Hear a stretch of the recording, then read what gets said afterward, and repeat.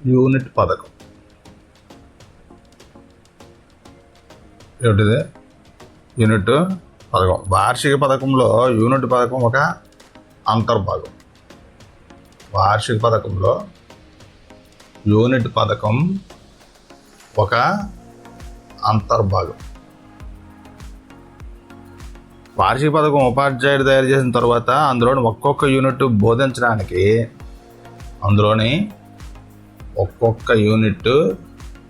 బోధించడానికి సిద్ధం చేసే ప్రత్యేక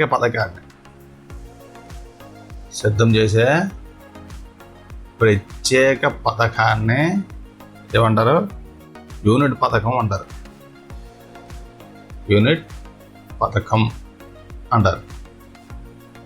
అయితే ప్రతి తరగతి పాఠ్య పుస్తకంలో ఉన్న సిలబస్ను కొన్ని ముఖ్య యూనిట్లుగా వర్గీకరిస్తారు. ప్రతి తరగతి పాఠ్య పుస్తకంలో ఉన్న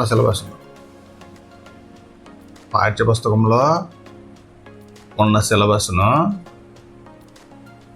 కొన్ని ప్రత్యేక యూనిట్లుగా వర్గీకరిస్తారు.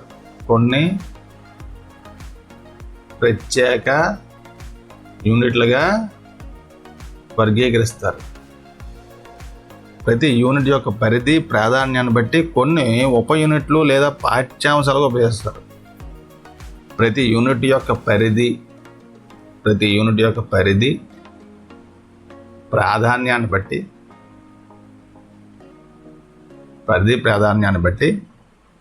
కొన్ని ఉప యూనిట్లుగా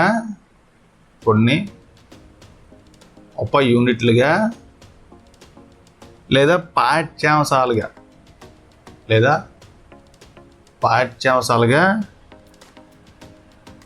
విభజిస్తారు. కొన్ని పాఠ్యాంశాల సమగ్ర రూపమే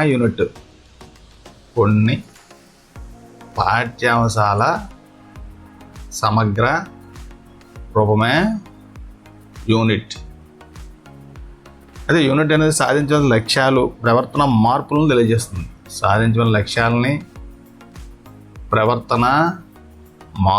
తెలియజేస్తుంది. పాఠ్యాంశ ప్రాధాన్యం ప్రకారం కొన్ని యూనిట్లు బోధించడానికి ఎక్కువ పీరియడ్లు, కొన్ని యూనిట్లు బోధించడానికి ఎక్కువ పీరియడ్లు, మరికొన్ని యూనిట్లు బోధించడానికి తక్కువ పీరియడ్లు అవసరం అవుతాయి. పాఠ్యాంశాల లక్షణాలు, ధర్మాలు, సంబంధాలను బట్టి యూనిట్లుగా విభజిస్తారు. పాఠ్యాంశాల లక్షణాలు, ధర్మాలు, సంబంధాలను బట్టి యూనిట్లుగా విభజిస్తారు. అయితే నిర్వచనాలు ఉన్నాయి.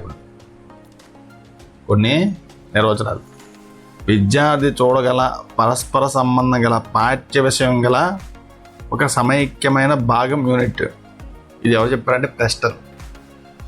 ఏమన్నాడైనా? విద్యార్థి చూడగల పరస్పర సంబంధం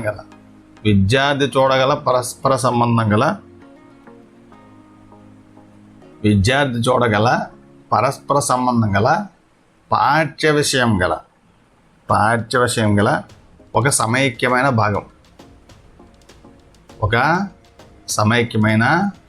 భాగం. దీన్ని ఏమన్నారు? యూనిట్ అన్నారు. ఇది ఎవరు చెప్పారు? ప్రెస్టన్.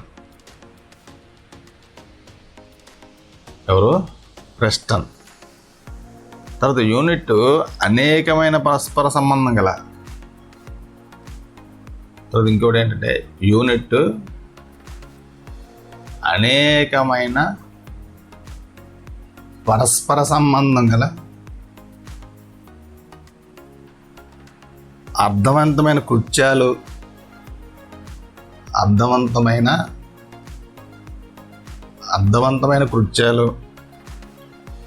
విద్యా లక్ష్యాలను సాధించడానికి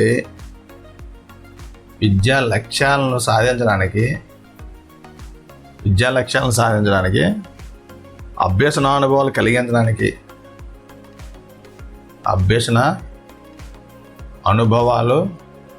కలిగించడానికి అనువైన మార్పులు తీసుకురావడానికి ఉపయోగపడే కృత్యాలను కలిగి ఉంటుంది. అనువైన మార్పులు తీసుకురావడానికి ఉపయోగపడే కృత్యాలను కలిగి ఉంటుంది. ఉపయోగపడే కృత్యాలను కలిగి ఉంటుంది. ఇది చెప్పింది ఎవరు అంటే బాసింగ్. ఎవరు? బాసింగ్. తర్వాత పాఠ్య ప్రణాళికతో దగ్గర సంబంధం గల పాఠ్య ప్రణాళికతో దగ్గరి సంబంధం గల పాఠ్య ప్రణాళికతో దగ్గర సంబంధం గల పాఠ్యాంశాలన్నింటినీ కలిపి లక్ష్యంగా తయారు చేసేదా యూనిట్. లక్ష్యంగా తయారు చేసేది యూనిట్. ఇది ఎవరు చెప్పారు అంటే ఎవరు? హోవర్. తర్వాత బహు జాగ్రత్తగా ఎంపిక చేయబడి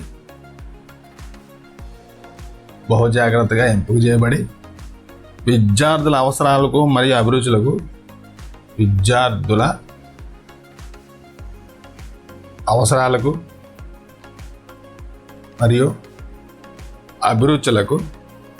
అనుగుణంగా సంబంధాలను ఏర్పరచడానికి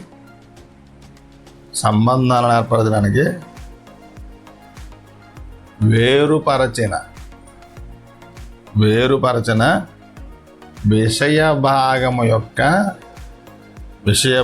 బాహ్య రూపమే యూనిట్. ఇది ఎవరు చెప్పారంటే సాన్ఫోర్డ్.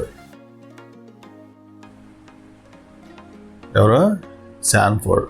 అయితే మంచి యూనిట్ లక్షణాలు ఏంటి? మంచి యూనిట్ యొక్క లక్షణాలు విద్యార్థులు దృష్టిలో ఉంచుకొని వారి అవసరాలు,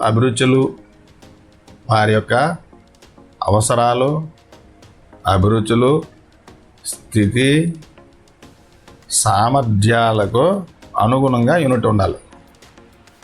తర్వాత విద్యార్థుల్లో ప్రేరణ పెంపొందించేటట్లు ఉండాలి. విద్యార్థుల పూర్వ ప్రస్తుత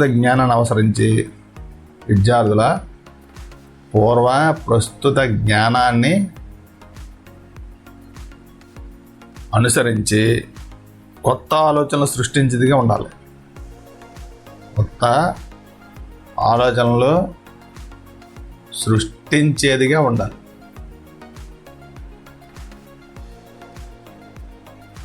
తర్వాత పాఠ్యాంశానికి మధ్య సహసంబంధం ఉండాలి. పాఠ్యాంశానికి మధ్య సహసంబంధం ఉండాలి. ప్రతి యూనిట్లో వినియోగించే ఉపయుక్త గ్రంథాలు,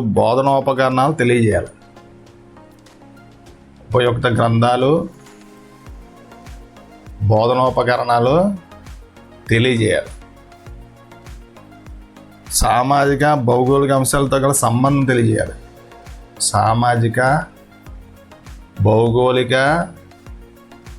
అంశాలతో గల సంబంధాలను తెలియజేయాలి. తర్వాత విద్యార్థులకు ప్రత్యక్ష అనుభవాలు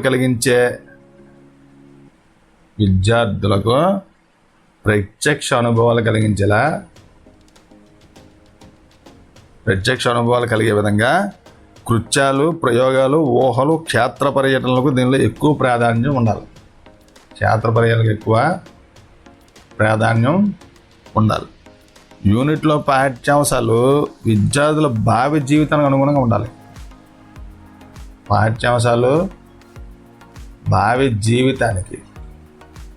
అనుగుణంగా ఉండాలి.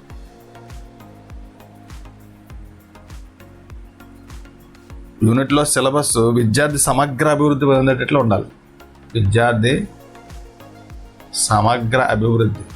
పొందేటట్లు ఉండాలి. అదే యూనిట్ల రకాలేంటి?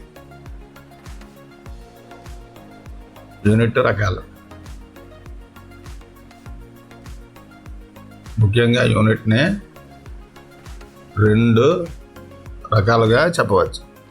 ఒకటి ఆధార యూనిట్, ఒకటి ఏంటి ఆధార యూనిట్, 2 బోధన యూనిట్. ఒకటి ఆధార యూనిట్, 2 బోధన యూనిట్. ఆధార యూనిట్ అంటే ఏంటి? ఏదైనా యూనిట్ బోధించడానికి ముందుగా అవసరమైన బోధనా పద్ధతి, ముందుగా అవసరమైన బోధనా పద్ధతి, అభ్యసన అనుభవాలు,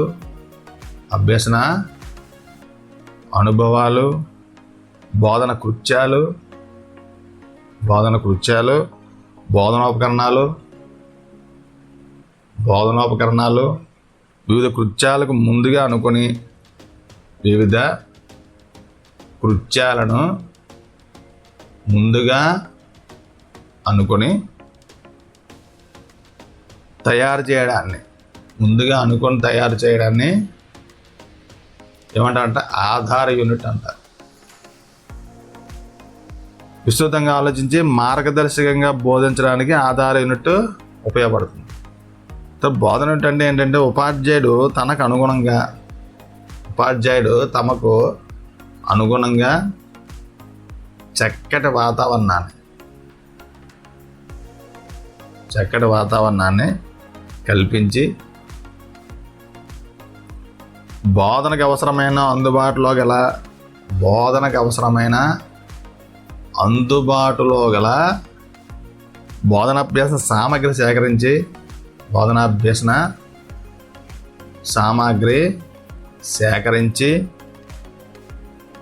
ఆధార యూనిట్ ఆధారంగా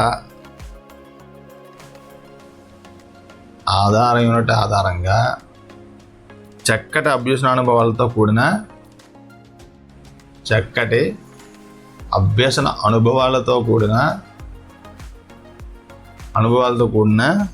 విశ్లేషణ పథకం దీన్ని ఏమంటారు? బోధన యూనిట్ అంటారు. అయితే యూనిట్ పథకం తయారు చేయడంలో సోపానాలు ఏంటి? యూనిట్ పథకం తయారు చేయడంలో సోపానాలు ఫస్ట్ ఏంటంటే సన్నాహం లేదా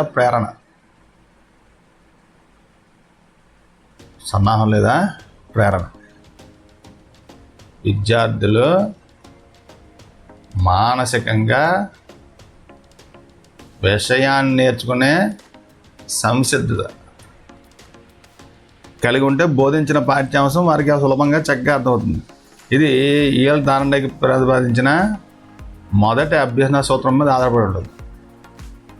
మొదటి అభ్యసన సూత్రం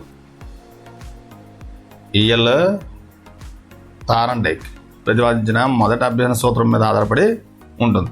ప్రేరణ అనేది కేవలం పాఠ్యాంశం ప్రారంభానికి ముందే కాక మొత్తం పాఠం కొనసాగుతున్నసేపు ఉండాలి. ప్రేరణ అనేది మొత్తం పాఠం కొనసాగుతున్నంతసేపు ఉండాలి. విద్యార్థులు అంతర్గతంగా సహసిద్ధంగా ప్రేరణ జరగాలి. సహజ సిద్ధంగా ప్రేరణ జరగాలి. ఉపాధ్యాయుడు వాటికి తగినట్లు పరిస్థితులను ఏర్పాటు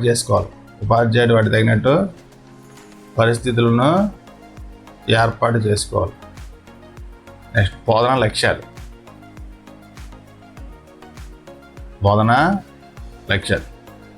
బోధనా లక్ష్యాలు దృష్టిలో ఉంచుకుని యూనిట్ బోధించేటప్పుడు ముఖ్యంగా విద్యార్థుల్లో శాస్త్రీయ అభిరుచులు, వైఖరులు, నైపుణ్యాలు, సామర్థ్యాలను పెంపొందిస్తూ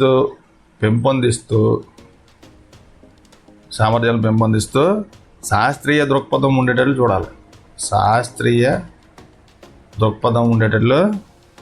చూడాలి. తర్వాత పూర్వజ్ఞానాన్ని తెలుసుకోవడం.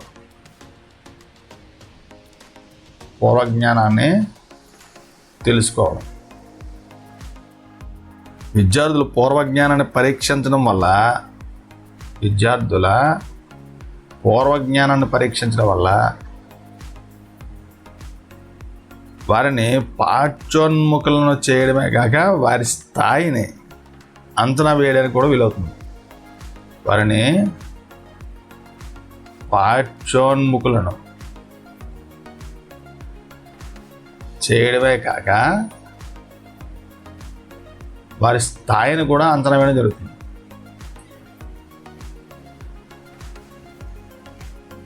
స్థాయిని అంచనా వేయడం జరుగుతుంది. అంచనా వేసిన తర్వాత విద్యార్థులకు ఏ స్థాయిలో బోధించాలో తెలుసుకోవచ్చు. తద్వారా నూతన విషయాలు నేర్చుకోవడానికి ఇష్టపడతారు. తర్వాత విషయ విశ్లేషణ. విషయ విశ్లేషణ విద్యార్థులకు పాఠ్యాంశంలో గల శాస్త్రీయ పదాలు అంటే యథార్థాలు, భావనలు, నియమాలు, సిద్ధాంతాలు, సూత్రాలు, పరికల్పన మొదలైన పదాలను విశ్లేషించాలి. ప్రతి యూనిట్ను కొన్ని సబ్ యూనిట్లు విభజించి వాటిలో గల ముఖ్య విషయాలను దీర్ఘంగా విశ్లేషణ చేయాలి. ముఖ్య విషయాలను దీర్ఘంగా విశ్లేషణ చేయాలి. తర్వాత 5వది బోధనాభ్యసన కృత్యాలు. బోధనాభ్యసన కృత్యాలు పాఠ్యాంశం ఆధారంగా అనేక భావనలు ఉంటాయి. పాఠ్యాంశం ఆధారంగా అనేక భావనలు ఉంటాయి. వాటిని ఏ విధంగా విద్యార్థులు తెలియజేయాలో ముందుగా ప్రణాళిక చేయాలి.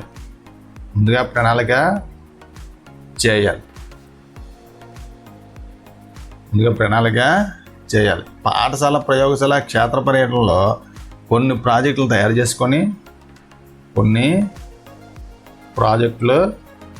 చేసుకొని కొన్ని విద్యార్థి కృత్యాలు, మరికొన్ని ఉపాధ్యాయ కృత్యాలుగా ప్రతి పాఠ్యాంశంలో పొందుపరచాలి.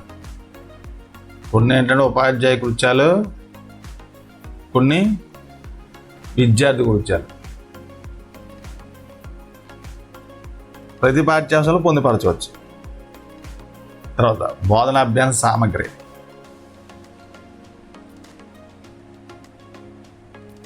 బోధనాభ్యసన సామగ్రి ఉపాధ్యాయుడు బోధించే సమయంలో పాఠ్యాంశాలకు అనుగుణంగా అవసరమైన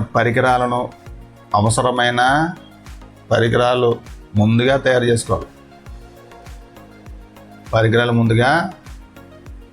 చేసుకోవాలి. కొన్ని వస్తువులు, పరికరాలు అందుబాటులో లేనప్పుడు ప్రత్యామ్నాయ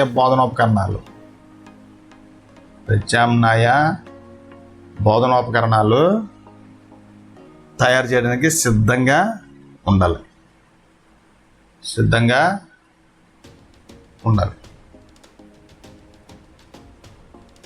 కొన్ని చార్ట్లు, దృశ్య శ్రవణ ఉపకరణాలు, నమూనాలు అన్ని దానిలో సూచించాలి. కొన్ని చార్ట్లు, దృశ్య శ్రవణ ఉపకరణాలు, తర్వాత నమూనాలు అన్నీ అందులో సూచించాలి. తర్వాత సంప్రదింపు గ్రంథాలు ఉపాధ్యాయుడు ప్రతి యూనిట్కు సంబంధించి ఉపయుక్త గ్రంథాలు లేదా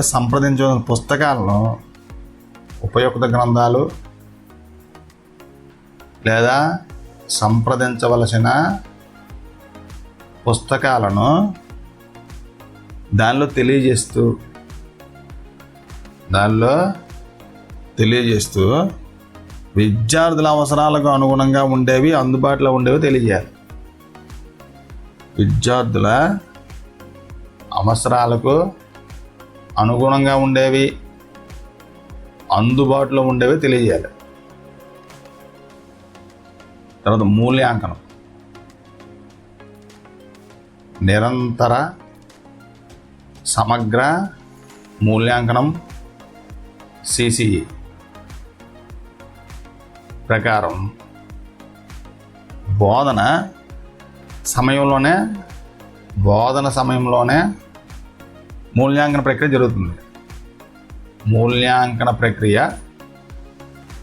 జరుగుతుంది. దీన్నే రూపణ మూల్యాంకనం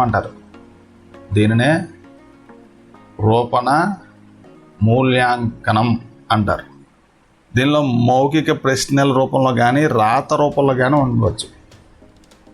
దీన్ని ఏంటంటే మౌఖిక కానీ రాత రూపంలో కానీ ఇవ్వచ్చు. వీటితో పాటు సమస్యలు, చెక్ లిస్టులు, పరీక్షలు, నిష్పాదన రూపంలో కూడా మూల్యాంకనం చేయవచ్చు. దీని ద్వారా విద్యార్థులు ఎంతవరకు అర్థమైందో తెలుసుకోవచ్చు. తర్వాత దీనివల్ల ప్రయోజనాలు ఏంటి? దీనివల్ల ప్రయోజనాలు, దీనివల్ల బోధన క్రమ పద్ధతిలో జరుగుతుంది.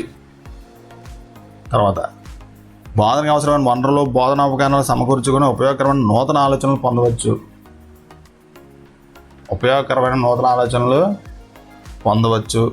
సమయం వృధా కాదు. బోధన ఉత్సాహకరంగా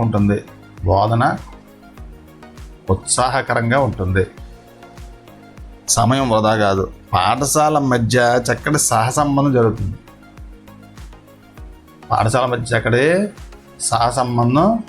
జరుగుతుంది. తర్వాత భద్రతాభావం, ఆత్మవిశ్వాసం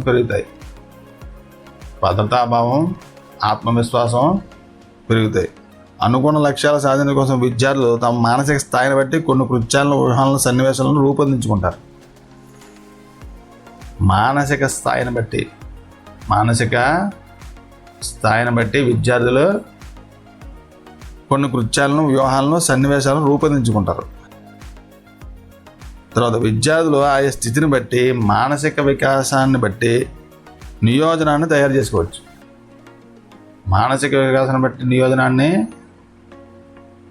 చేసుకోవచ్చు. అది ఎలా రాయాలనేది చిన్న నమూనా ఉంది, అది ఒకసారి చూద్దాం. మొదట ఏంటంటే యూనిట్ పథక నమూనా. ఫస్ట్ ఏంటంటే తరగతి, తర్వాత విషయం, తర్వాత యూనిట్ సంఖ్య, సబ్ యూనిట్ సంఖ్య, తర్వాత మొత్తం పీరియడ్ల సంఖ్య.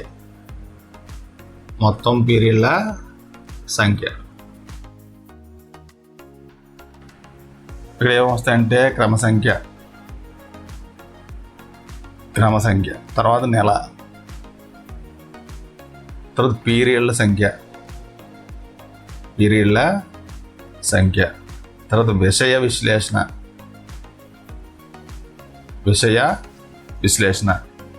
లక్ష్యాలు,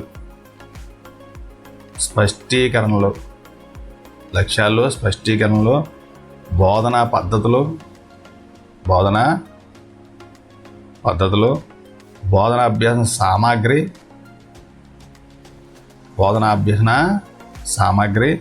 మూల్యాంకనం. క్రమ సంఖ్య, నెల, పీరియడ్ల సంఖ్య, విషయ విశ్లేషణ, లక్ష్యాలు, స్పష్టీకరణలు, బోధనా పద్ధతులు, బోధనా సామాగ్రి, మూల్యాంకనం. ఇది ఒక్కొక్క నెలలో జూన్, జూలై అలా అన్నమాట. తర్వాత ఏంటంటే సిసిఈ నమూనా యూనిట్ పథకం.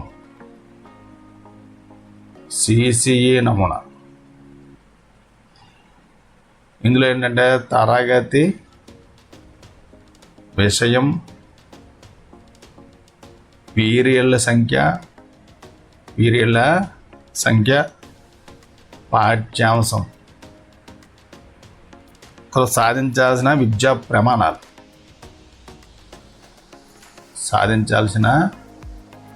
ప్రమాణాలు,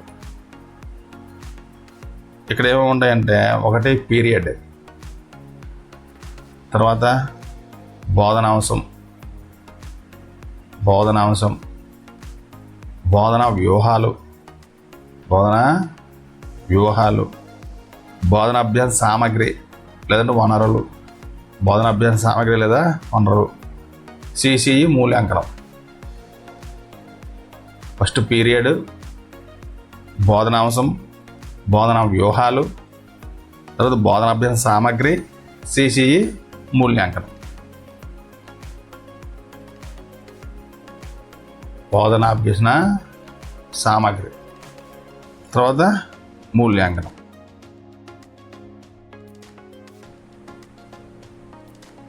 నెక్స్ట్ ఏంటంటే పాఠ్య పథకం. నెక్స్ట్ ఏంటి?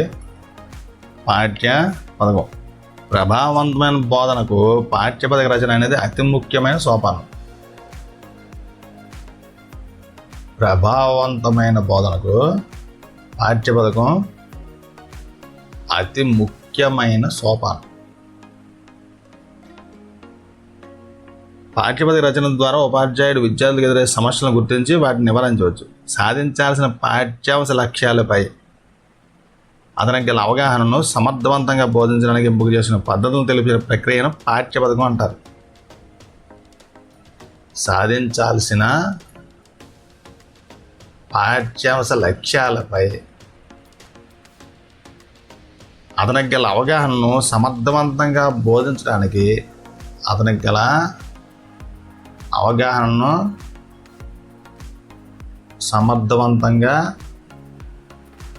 బోధించడానికి ఎంపిక చేసుకునే పద్ధతులను తెలిపే ప్రక్రియ ఈ పాఠ్యపథకం అంటారు. ఉపాధ్యాయుడు పాఠ్యపథకం తయారు చేయడం ద్వారా ఏం బోధించాలి, ఎందుకు బోధించాలి, ఎలా బోధించాలి, ఎక్కడ బోధించాలి, ఎప్పుడు బోధించాలి, ఎవరు బోధించాలి మొదలైన విషయాలు తెలుసుకోవచ్చు. ఉపాధ్యాయుడు బోధించే పాఠ్యాంశం ఎలా మొదలు పెట్టాలి, పాఠ్యాంశంలో ముఖ్య భావనలు, పిల్లలు ఎలా పెంపొందించాలి, ఏ అభ్యసన కృత్యాలు చేయవచ్చు, ఎటువంటి బోధన అభ్యసన సామగ్రి కావాలి మొదలైన వాటితో పాటు తమ నిత్య జీవితంలో పాఠ్యాంశంలో భావనలను ఆసక్తికరంగా అన్వయిస్తూ అనేక ప్రశ్నలను ఆలోచించి జవాబులు ఒక క్రమబద్ధీలు తయారు చేసుకుంటే అది మన పాఠ్యపథకం అవుతుంది. తరగతిలో ఒక పీరియడ్ కాల వ్యవధిలో ఎంపిక చేయబడ్డ బోధనాంశాలకు రూపొందించబడ్డ విధానం ద్వారా పాఠాన్ని బోధించే కార్యక్రమాన్ని పాఠ్యపథకం అంటారు. తరగతి గదిలో ఒక పీరియడ్ కాల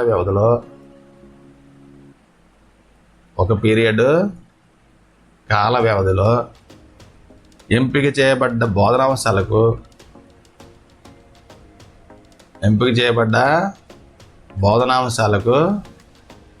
రూపొందించబడ్డ విధానం ద్వారా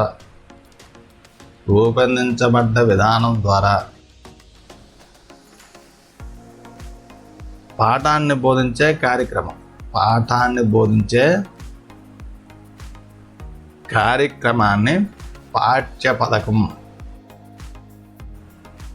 పాఠ్యపథకం అంటారు.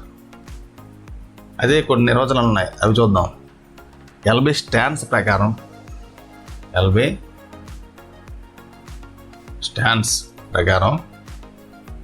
పాఠ్యపథకం అనేది ఒక కార్యాచరణ పథకం. పాఠ్యపథకం అనేది ఒక కార్యాచరణ పథకం. తర్వాత ఉపాధ్యాయుడు గత అనుభవాలను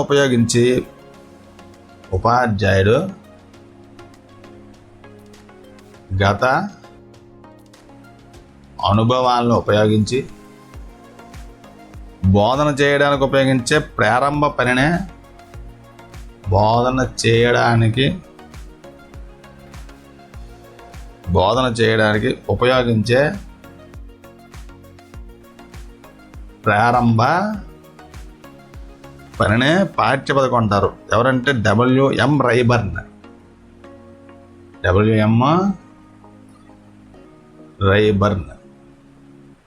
తర్వాత పాఠ్యపథకం అనేది లక్ష్యాలను నిర్వచించుకొని ఎన్నుకొని మరియు విషయ స్వభావాన్ని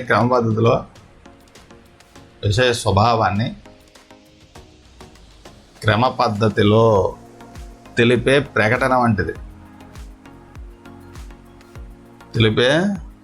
వంటిది మరియు ఒక స్పష్టమైన దృష్టితో సాధారణ మరియు నిర్దిష్టమైన గమ్యాల యొక్క క్రమబద్ధమైన విజ్ఞానం. సాధారణ మరియు నిర్దిష్టమైన గమ్యాల యొక్క క్రమబద్ధమైన విజ్ఞానం. ఇది ఎవరు చెప్పారంటే ఎల్ బోసింగ్.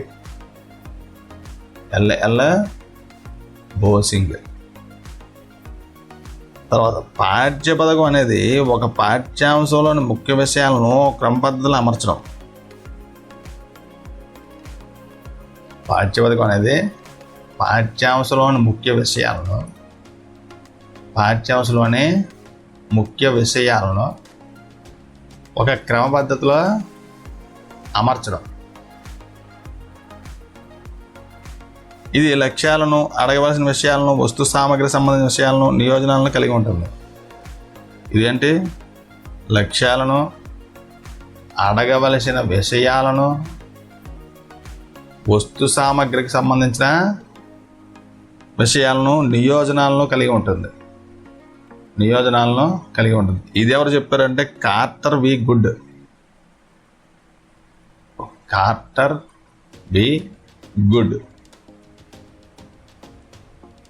అది దీనివల్ల ప్రయోజనాలు ఏంటి? పాఠ్యపథకం వల్ల ప్రయోజనాలు. పాఠ్యపథకం తయారు చేయడం వల్ల సమయం వృధా కాదు.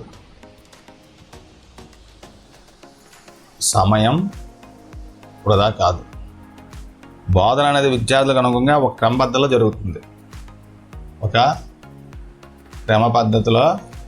జరుగుతుంది. ఉపాధ్యాయుడు తను సొంతంగా పాఠ్యపథకం రూపొందించుకుంటే చక్కటి ఆత్మవిశ్వాసం పెరుగుతుంది.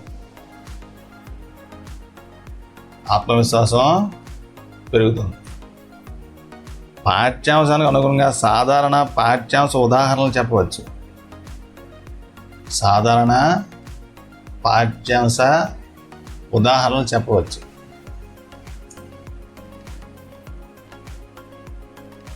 ఉపాధ్యాయుడు బోధించే పాఠంలోని ముఖ్యాంశాలు ఎప్పటికప్పుడు విశ్లేషణ, సంశ్లేషణ చేయవచ్చు. బోధించే అంశాలను ఎటువంటి బోధనా అభ్యాసన సామగ్రి కావాలో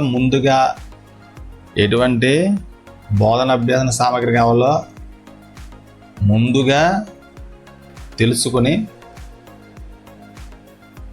తయారు చేసుకోవచ్చు.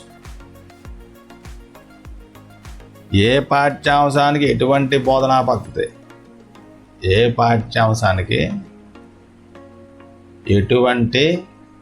బోధనా పద్ధతి అనుసరించాలో ముందుగానే తెలుసుకోవడానికి ఇది సహాయపడుతుంది. విద్యార్థుల యొక్క వైయక్తిక భేదాలు తెలుసుకొని వాటికి అనుగుణంగా పాఠ్యపథకం తయారు చేయవచ్చు. తరగతి గదిలో గల పిల్లలు ఏ విధంగా ఉంటారో వారి మానసిక స్థాయిని దృష్టిలో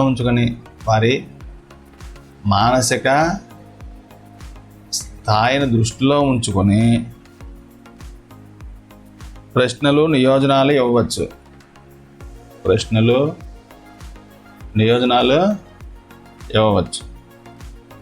సకాలంలో బోధన చేస్తూ ఉన్నట్లయితే ఉత్తేజకరమైన బోధన జరగడానికి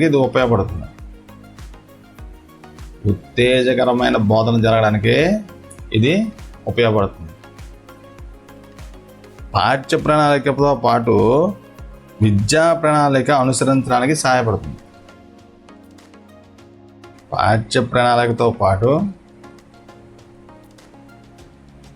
విద్యా ప్రణాళిక అనుసరించడానికి సహాయపడుతుంది. ఇది ఉపాధ్యాయ వృత్తి నైపుణ్యాన్ని పెంచుతుంది.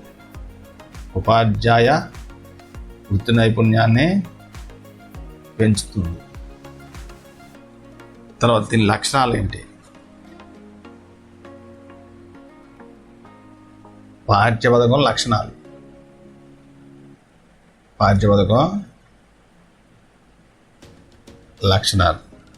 పాఠ్యపథకం యొక్క ముఖ్య లక్షణాలు ఏంటంటే సాధించవలసిన లక్ష్యాలు స్పష్టంగాను, నిర్దేశించిన సమయంలో బోధన పూర్తి అయ్యేవిగాను ఉంటాయి. సాధించవలసిన లక్ష్యాలు స్పష్టంగాను, నిర్దేశించిన సమయంలో బోధన పూర్తయ్యే విధంగా ఉండాలి. తర్వాత 2, ఏమి బోధించాలి, ఎలా బోధించాలి, ఎందుకు బోధించాలి, విద్యార్థులు ఎంతవరకు అర్థం చేసుకున్నారు, మరియు అభ్యసన సూత్రాలు అనుసరించాలి. నెక్స్ట్, పూర్వజ్ఞానం ఆధారంగా నిర్మించబడాలి.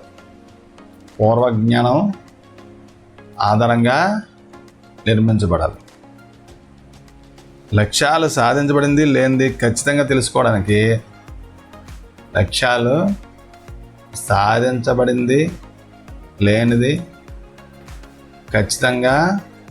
తెలుసుకోవడానికి మూల్యాంకన పద్ధతులు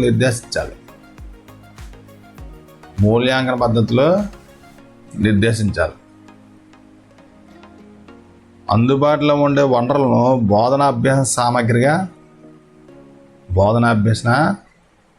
సామాగ్రిగా పూర్తి స్థాయిలో ఉపయోగించేటట్లు ఉండాలి.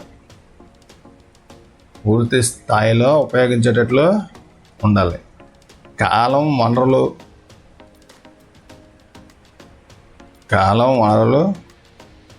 వ్యాసక్తులు పూర్తిగా సద్వినియోగపరిచే విధంగా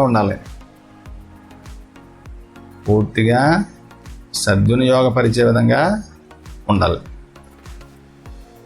ప్రతి ఒక్కటి విద్యార్థి కేంద్రీకృతంగా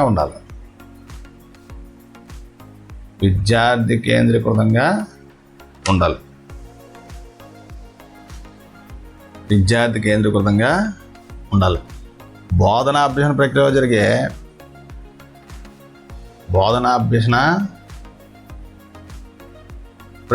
జరిగే రూపాత్మక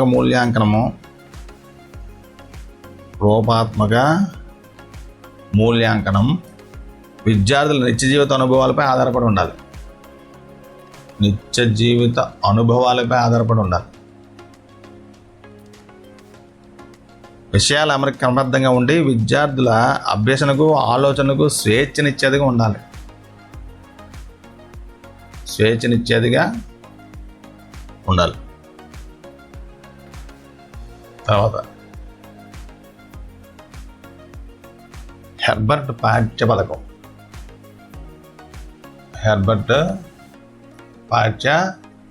పథకం ప్రముఖ విద్యావేత్త జాన్ ఫ్రెడరిక్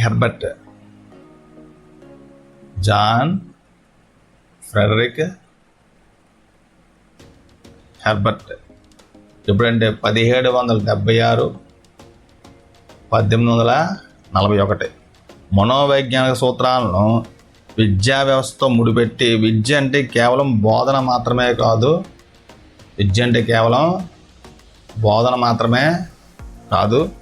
విద్యార్థులను అన్ని రంగాల్లో తీర్చిదిద్దే ప్రక్రియ.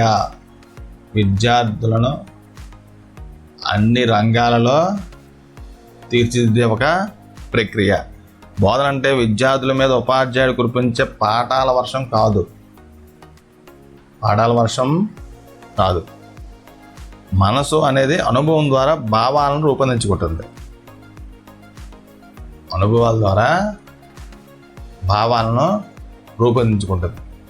హెర్బర్ట్ ప్రకారం మనసు తెలుసుకోవడం, అనుభవించడం, ఇష్టత అనే 3 కృత్యాల కలయిక.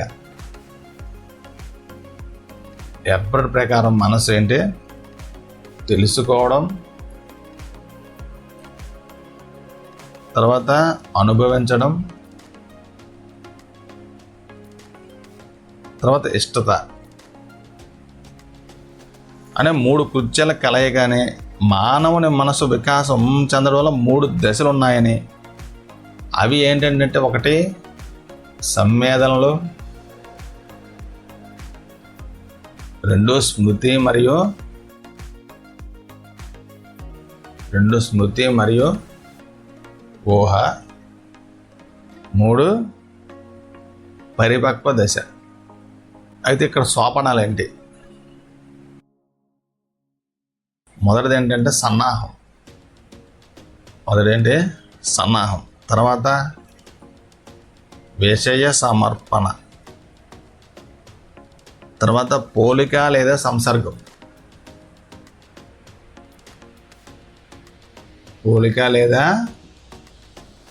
సంసర్గం, నాలుగు సామాన్యీకరణం. అంటే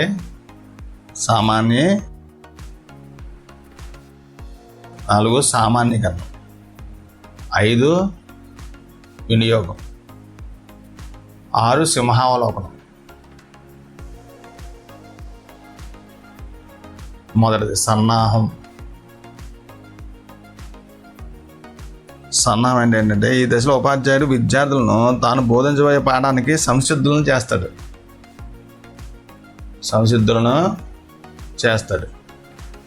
దీనిలో విద్యార్థులకు తెలిసిన విషయం నుండి తెలియని విషయాలకు తీసుకెళ్లే ప్రయత్నం జరుగుతుంది.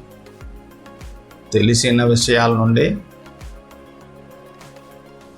తెలియని విషయాలకు తీసుకెళ్లే క్రమంలో ముందుగా పూర్వజ్ఞానానికి సంబంధించిన ప్రశ్నలు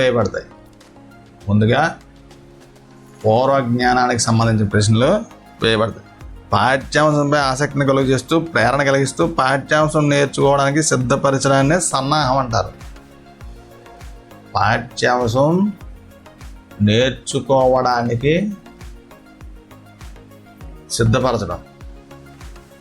సిద్ధపరచడాన్నే సన్నాహం అంటారు.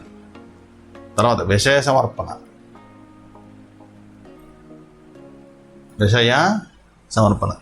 పాఠ్యాంశం బోధించే ముందు విద్యార్థులకు దాని యొక్క ఉద్దేశాన్ని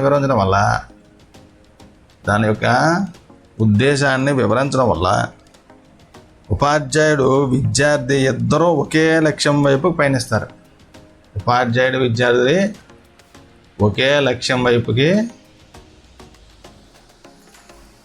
పయనిస్తారు. తరువాత పాఠ్యాంశం మొత్తాన్ని బోధించడం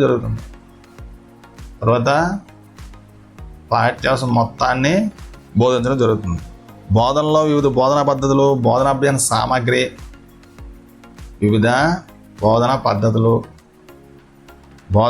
సామాగ్రి, వంటివి ప్రయోజనకరంగా ఉపయోగించబడతాయి. బోధనతో పాటుగా పాఠ్యాంశం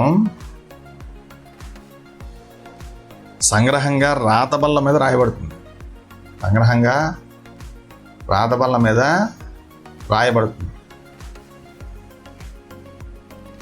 తర్వాత పోలిక లేదా సంసర్గం.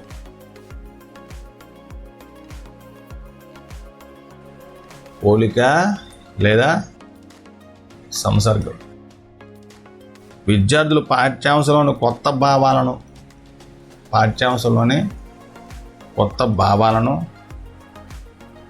విద్యార్థి పాత భావాలు లేక పాత అనుభవాలతో పోల్చడం వల్ల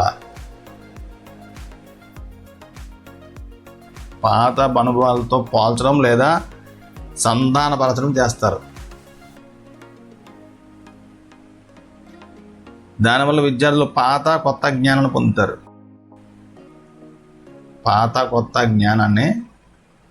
పొందుతారు. ఈ సంసర్గం అనేది హాజరుపరచడంలో భాగంగా చెప్పవచ్చు. తర్వాత సాధారణీకరణం. ఈ దశలో విద్యార్థులు పూర్వజ్ఞానంతో సంసర్గం చెందిన నూతన విషయాలను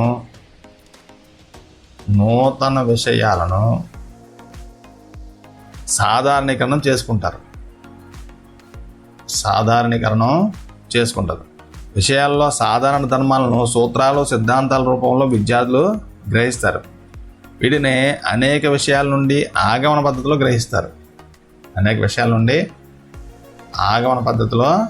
గ్రహిస్తారు. దీన్నే సాధారణీకరణం అంటారు. తర్వాత వినియోగం.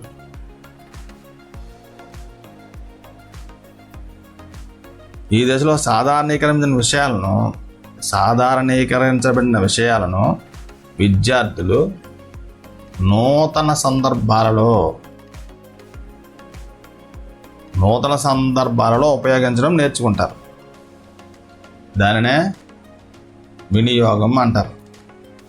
లేదా అన్వయం అంటారు. విద్యార్థులు తాము నేర్చుకున్న విషయాల ఉపయోగాలను, ఫలితాలను గ్రహిస్తారు. వాటిని నిత్య జీవితానికి, సమస్య సాధనలకు ఉపయోగించుకుంటారు. సింహావలోకనం లేదా పునరావృతం. ఈ దశలో విద్యార్థులు ఏం నేర్చుకున్నారనే విషయం పరీక్షించబడుతుంది. దానితోపాటు ఉపాధ్యాయుడు ఉపయోగించిన పద్ధతి యొక్క పరిస్థితి కూడా తెలుస్తుంది. విద్యార్థుల అవగాహన స్థాయిని తెలుసుకున్న ఉపాధ్యాయుడు తరువాత చేపట్టవలసిన కార్యక్రమాలను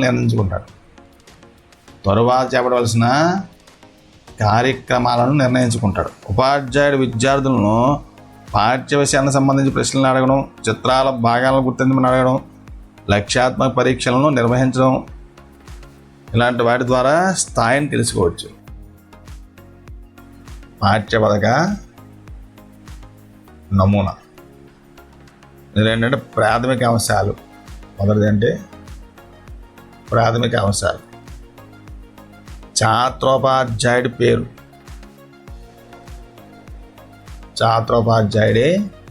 పేరు, తర్వాత క్రమ సంఖ్య, తర్వాత పాఠశాల పేరు, తర్వాత విషయం, తరగతి, బోధనా మాధ్యమం,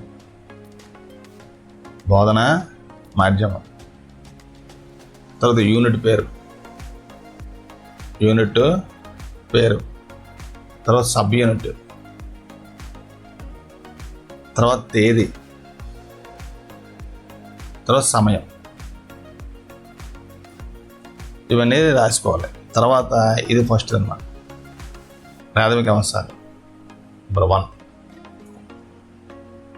రెండోది ఏంటంటే విషయ విశ్లేషణ, బోధన అంశాలు.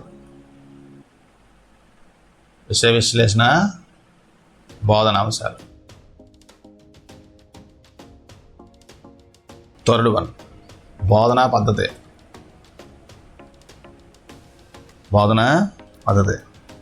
ఫోర్త్ బోధనోపకరణాలు. సంప్రదింపు గ్రంథాలు. లక్ష్యాలు,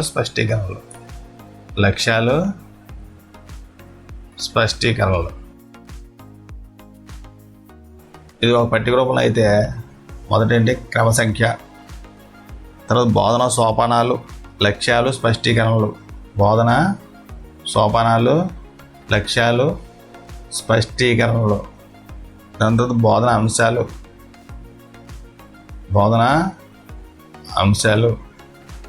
తర్వాత ఉపాధ్యాయుడి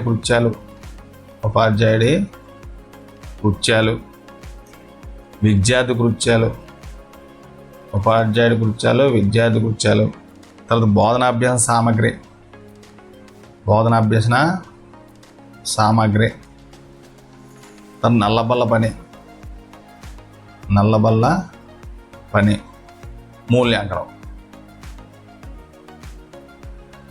మొదటి క్రమ సంఖ్య, బోధన సోపానాలు, లక్ష్యాలు, స్పష్టీకరణలు. తర్వాత బోధన అంశాలు, ఉపాధ్యాయుడి కృత్యాలు, తర్వాత విద్యార్థి కృత్యాలు, తర్వాత బోధనాభ్యాస సామగ్రి, నల్లబల్ల పని, మూల్యాంకనం. ఇది అయితే బోధన వ్యూహాలు, విద్యా ప్రమాణాలు. బోధనా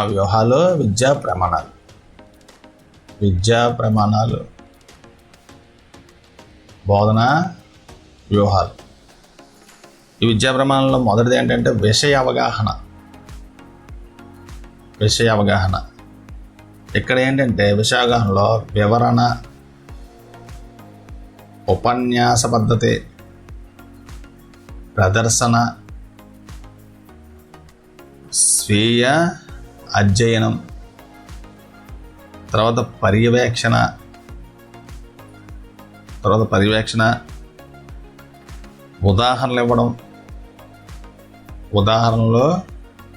ఇవ్వడం, ట్యుటోరియల్లు, కథల ద్వారా బోధించడం. తర్వాత రెండోది ప్రశ్నించడం, పరికల్పన చేయడం. వివిధ పాత్రల పోషణ, ప్రశ్నలు, సమాధానాలు, ప్రయోగాలు నిర్వహించడం, వెలికి తీయడం.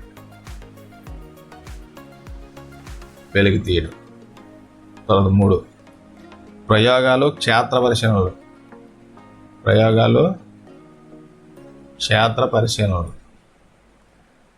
క్షేత్ర పర్యటనలో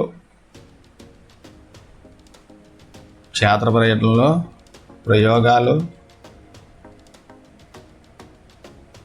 మేధోమథనం, అభ్యాసం, కంప్యూటర్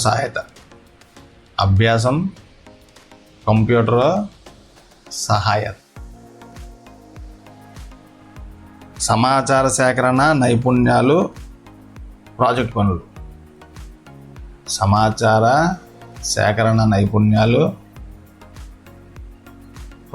పనులు. ఇక్కడ కంప్యూటర్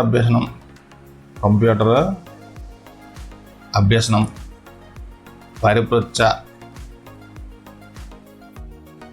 పాత్రల పోషణ, ప్రాజెక్టు పని, బృంద పని, సహాయ అభ్యసనం,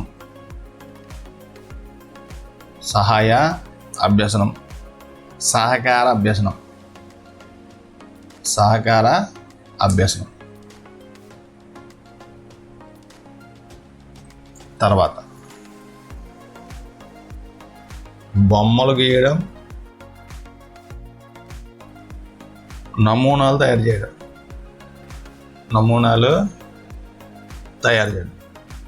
దీనికి బోధనా వ్యూహాలు ఏంటంటే నియోజనం, బృంద పని, ప్రాజెక్టు పని. తర్వాత అభినందించడం, సౌందర్యాత్మక స్పృహ,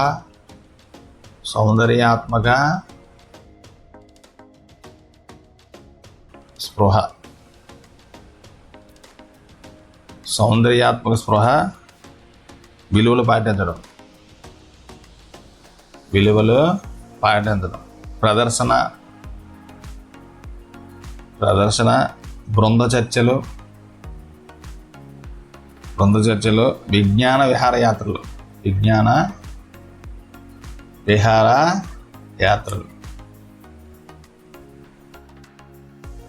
నిజ జీవిత వినియోగం,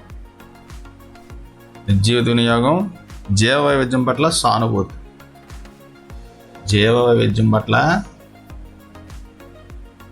సానుభూతి కలిగి ఉండడం.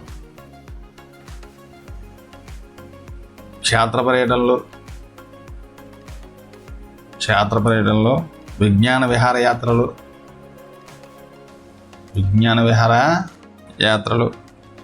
Role play, నాటకీకరణ. ఇవన్నీ కూడా బోధనా వ్యూహాలు మరియు విద్యా ప్రమాణాల కిందకి వస్తాయి. అంటే విద్యా ప్రమాణాలు సాధించడానికి వివిధ బోధనా వ్యూహాలు, పద్ధతులను ఉపయోగిస్తారన్నమాట.